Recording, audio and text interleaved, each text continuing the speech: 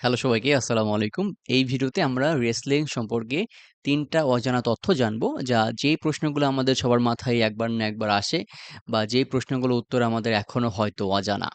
ওকে? তো ১ম যে প্রশ্ন এটা হচ্ছে রেসলিং কি আসলে সত্যি?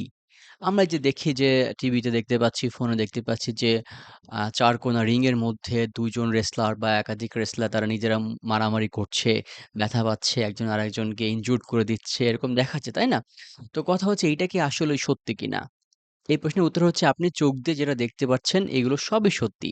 তবে হ্যাঁ, এখানে কিছু ট্রিকস আছে, এখানে কিছু কৌশল আছে যেগুলোর মাধ্যমে আপনি যদি একদম সামনাসামনি দেখেন বা যারা দেখেন যে যারা অডিয়েন্স আছে ওই জায়গায় গিয়ে যদি আপনি দেখেন তাহলে আপনি এই ট্রিকস গুলো বুঝতে পারবেন। তখন আপনার মাঝে কিছুটা সন্দেহ দূর হয়ে যাবে এবং আপনি একটা রিয়াল লাইফ এক্সপেরিয়েন্স পাবেন। সুতরাং আমার এই প্রশ্নের উত্তর হচ্ছে আপনি চোখ দিয়ে যেটা দেখতে পাচ্ছেন এইটা সত্যি। তবে এখানে কিছু ট্রিকস আছে যেটার মাধ্যমে হচ্ছে রেসলারদের বিভিন্ন অ্যাক্টিভিটি, বিভিন্ন মুভ যখন ব্যবহার করে এগুলো মাধ্যমে তারা কম ব্যথা পায় বা কম ইফেক্ট পড়ে বা এটার মাধ্যমে তাদের ক্ষতি কম হয়। বলতে পারেন যে এটা অনেকটা অভিনয়ের মতো।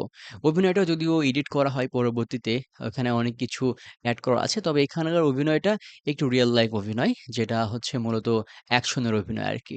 ওকে। অ্যান্ড ২য় যে প্রশ্ন হচ্ছে ভাইয়া, এই যে রেসলিং যারা করে, একজন আরেকজনকে অনেক মারে, পেটায়, এরা কি ব্যথা পায় না? হ্যাঁ, অবশ্যই এরা ব্যথা পায়। তবে এরা বিভিন্ন কৌশল ব্যবহার করে। আমি আগের মতো এটা উত্তর দিচ্ছি, এরা বিভিন্ন কৌশল ব্যবহার করে। আপনি যে চেয়ারগুলো দেখেন, যে টেবিলগুলো দেখেন, ইভেন যে স্টেজটা দেখেন যার উপর তারা মারামারি করে, এই স্টেজগুলো এবং এই যে ম্যাটেরিয়ালস গুলো, এগুলো এমনভাবে তৈরি করা হয় যেটার মাধ্যমে হচ্ছে একজন রেসলার খুব কম ব্যথা পায় বা খুব কম ক্ষতিগ্রস্ত হয়। এবং একজন রেসলার রেসলিং ক্যারিয়ার শুরু করার আগে বা মারামারি শুরু করার আগে অবশ্যই তাদেরকে ট্রেনিং দেওয়া হয়। ইভেন ধরেন যে র‍্যান্ডি অর্টনের সাথে একজন রেসলারের হচ্ছে একটা ম্যাচ হবে। তো র‍্যান্ডি অর্টন কি মুভ ইউস করতে পারে? র‍্যান্ডি অর্টন কিভাবে মারে তার রেসলারদেরকে? এইভাবে কিন্তু একজন রেসলারকে আগে থেকে ট্রেনিং নিয়ে আসতে হয়।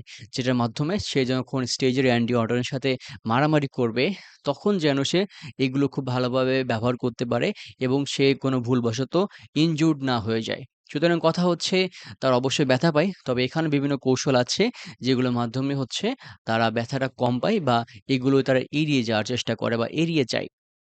এবং ৩য় যে প্রশ্ন সেটা হচ্ছে আমরা wrestling এ বিভিন্ন ঘটনা দেখি, বিভিন্ন সম্পর্ক দেখি যে ওর ভাই, এর সাথে ওর সম্পর্ক চলছে। এগুলো আদৌ সত্যি কিনা? এগুলো অনেকটাই স্ক্রিপ্টেড। তবে হ্যাঁ, আমরা বর্তমানে সোশ্যাল মিডিয়ার জগতে আমরা খুব ভালোভাবে দেখতে পারি, বুঝতে পারি যে আসলে কে কার ছেলে। আমরা এটা খুব ভালোভাবে ভেরিফাই করতে পারি। তবে যে সম্পর্কগুলো আমরা দেখি যেগুলো হুটহাট গড়ে ওঠে, হুটহাট ভেঙেও যায়, এগুলো মেক্সিমাম হচ্ছে স্ক্রিপ্টেড। ধরতে গেলে সবই স্ক্রিপ্টেড। wrestling এর প্রায় সবকিছুই স্ক্রিপ্টেড। সুতরাং আপনার মাথায় রাখতে হবে যে এই সম্পর্কগুলো স্ক্রিপ্টেড, যদিও এটা সত্যিকার সম্পর্ক হোক বা বানানো সম্পর্ক হোক না কেন। তো ভিউয়ার্স, এই ছিল আজকের ভিডিও।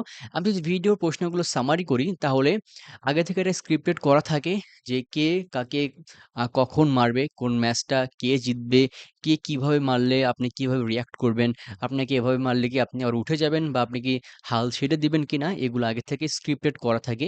এবং যে ইন্সট্রুমেন্ট, যে ম্যাটেরিয়ালস গুলো ব্যবহার করা হয় একজন রেসলারকে মারার জন্য, সেগুলো তুলনামূলকভাবে কম ক্ষতিগ্রস্ত করতে পারে একজন রেসলারকে এবং এগুলোর জন্য রেসলারকে আগে থেকে ট্রেনিং নিতে হয়। তো আমি আশা করি আপনারা এই প্রশ্নগুলোর উত্তর পেয়ে গিয়েছেন। তো সম্পূর্ণ ভিডিও শেষ পর্যন্ত দেখার জন্য অসংখ্য ধন্যবাদ। সবাই ভালো থাকবেন, সুস্থ থাকবেন। আসসালামু আলাইকুম।